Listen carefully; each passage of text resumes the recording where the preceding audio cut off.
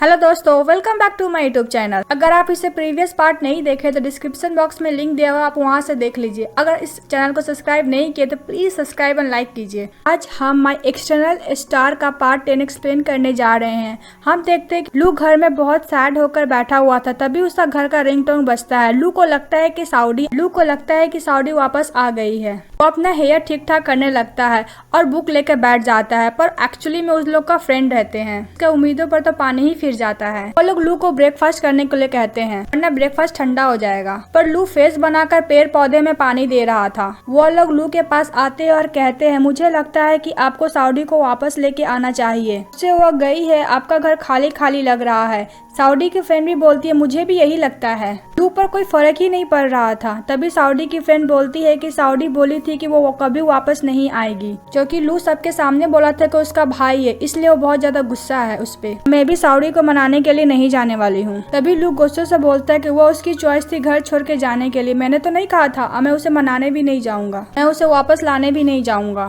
तुम नहीं जाओगे तो क्यों इतना सैड हो? फिर लू का फ्रेंड बोलते कि चलो चलो हम लोग ब्रेकफास्ट कर लेते हैं, अभी बॉस का मूड बहुत ही ज्यादा खराब है। वो लोग वहाँ से चले जाते हैं ब्रेकफास्ट करने के लिए। दूसरी तरफ हम देखते हैं साउडी उदास होकर बैठी थी और रैन उसे पेयर और बॉल दिखाता है और बोलता है कि तुम्हें जो भी पसंद है तुम एक चूज कर लो, पर उस पर कोई फर्क ही नहीं पड़ रहा था। रैन बोलता है, क्या तुम लू के बारे में सोच रही हो? बोलती है, नहीं नहीं, मेरा डेली यूज करने का सामान वहाँ पर है ना, इसलिए मैं लाने का सोच रही हूँ। अब मेरा डिजाइन भी वहीं पर है, जाकर ले आती हूँ। रैन बोलता है, मैं तुम्हें लेकर जाता हूँ, मैं कोई भी प्रॉब्लम इस बार क्रिएट नहीं करूंगा। साउडी मना करती है, फिर बाद में वो मान जाती है। लू बुक रीड कर रहा था। वो लोग प्लान कर रहे थे कि साउडी को वापस लाने के लिए। लू भी सुन रहा था, पर प्रिटेंड कर रहा था कि वो नहीं सुन रहा है। साउडी की फ्रेंड बोलती है कि क्यों ना बीमार होने का एक्टिंग कर, ये सुनकर साउडी वापस आ जाएगी। लू का फ्रेंड बोलता है कि मेरे बॉस ना एक्टिंग का स्किल बहुत ही खराब है उनका, जिसकी वजह से उनका तबियत खराब लगेगा, उनको ड्रिंक करवा कर टूल कर दिया जाए। साउडी की फ्रेंड बोलती है, पर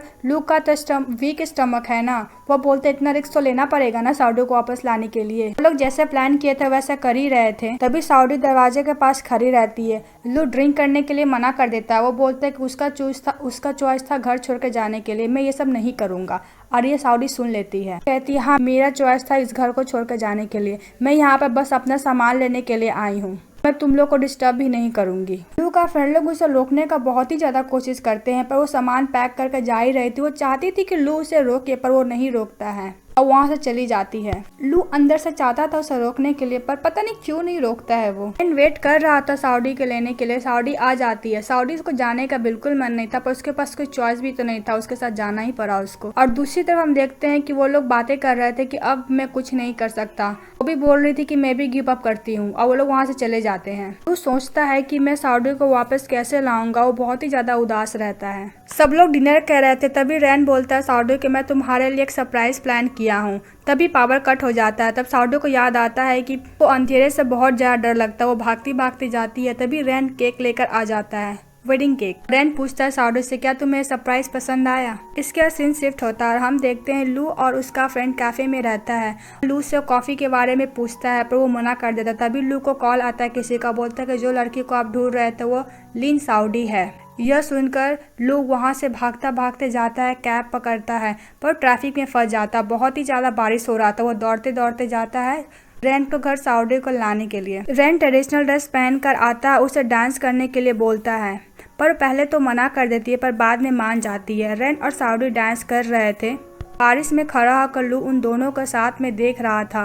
उन दोनों को साथ में खुश होकर डांस करते हुए देखता है। लू साउडी को कॉल भी करता है, पर वो लोग डांस में इतने बिजी थे कि कॉल नहीं पिकअप करती है। फिर वो उदास होकर वहाँ से चला जाता है। साउडी मिस कॉल देखती है लू का, तो उसे वापस कॉल करती है, पर कॉल नहीं लगता है। साउडी सैड होकर बहुत ज्यादा ड्रिंक कर लेती है। फ्रेंड को बोलती है कि मुझे बहुत ज्यादा हर्ट हो रहा है, लू ने मुझे पता नहीं क्यों नहीं रोका। उसी तरफ हम लू को देखते हैं, वो वही विंडो के पास जाके खड़ा होता है जो पहले साउडी से आने के लिए बोली थी, पर उसका हिम्मत नहीं हुआ था। पता नहीं अब कहाँ से उसका हिम्मत उसके पास आ जाता है। विंडो से देखता है कि साउडी ड्रंक होकर टल्ली होकर उसके घर के पास ही आ रही थी। वो नीचे जाकर उसके पास खड़ा होता है, तो बोलता है तुम लू हो ना? वो गाल पकड़ बोलती है कि तुमने मुझे जाने से क्यों नहीं रोका, तुम तो रोक सकते थे ना। तभी लू साउडी को किस कर लेता है। रैन देवदास की तरह ये सब देखता रहता है। फिर वो वहाँ से चला जाता है। साउडी घर वापस आ जाते हैं। वो बोलते हैं कि लू अभी तक जगा नहीं है, क्या मुझे उसे जगाना चाहिए? वो उसे जगाने के लिए जाती है, उसको देखती है तो बहुत ही ज़्यादा फीवर रहता है। वो उसको थर्मामीटर निकाल कर देती है तो लू बोलता है मुझे अकेला छोड़ दो, मैं ठीक हूँ। बोलती हूँ कि जैसा मैं बोली हूँ वैसा ही करो। तो जबरदस्ती थर्मामीटर देती है तब उसे टान कर बेड पर सुला देता है और बोलता है तुम सबके साथ ऐसा ही ट्रीट करती हो, तुम ऐसा ही क्या ध्यान रखती थी।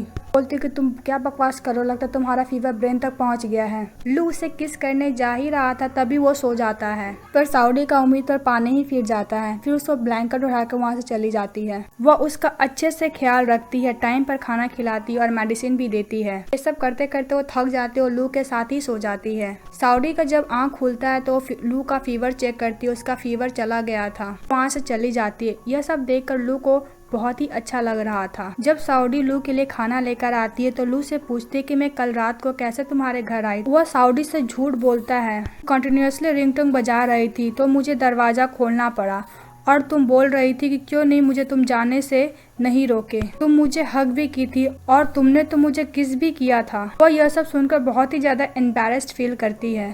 अब बाद में उसे इंसिस्ट करने पर वो अपने हाथों से खाना खिलाती है। वह बोलता है कि मेरा बहुत ही ज्यादा तबीयत। तब लू बोलता है कि तुम मुझे छोड़कर कभी कभी मत जाना मेरा बिना परमिशन के। बोलती है भला मैं ऐसा क्यों करूं, क्योंकि तुमने मेरे साथ ये सब किया तो तुम कुछ ना कुछ रिस्पॉन्सिबिलिटी नहीं लोगी, तो मुझे रिस्पॉन्सिबिलिटी तो लेना ही होगा। एपिसोड यहीं खत्म हो जाता है। Thank you for watching. आपको हमारा वीडियो अच्छा लगा तो प्लीज लाइक एंड सब्सक्राइब कीजिए, इससे हमारे चैनल को सपोर्ट मिलता है।